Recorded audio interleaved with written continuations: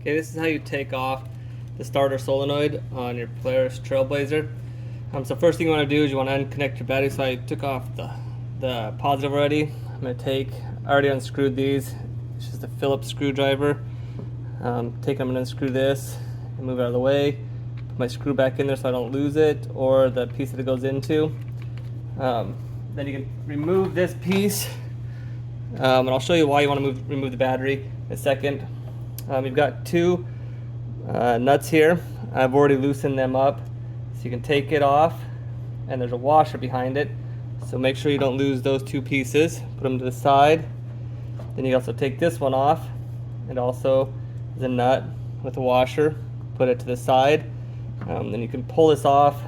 I already pre-did that. Those will probably need a socket in order to do that. There's this piece that's connected here.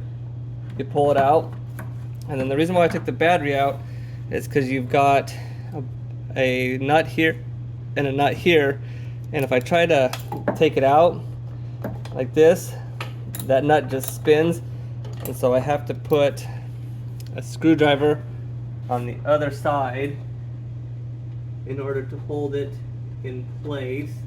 So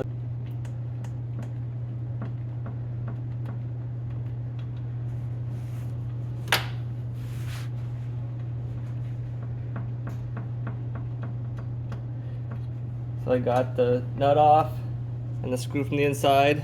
I put those together so they don't get lost, and then do the same thing on the bottom here. I'm gonna go ahead and skip that part. Just pop off just like that. Sorry I didn't have my light on earlier.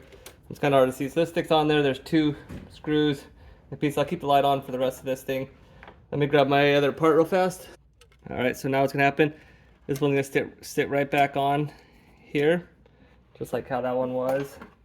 This was in the way. I'm gonna move it out of the way. So I'm gonna go like this. I'm gonna put it back on the exact same way real fast. There we go. Move it out of the way. So I got this on. Now I'm gonna grab my other one, another bolt and nut. I'm gonna move this back to the top. You can see that or not, there's this bolt sticking out right here.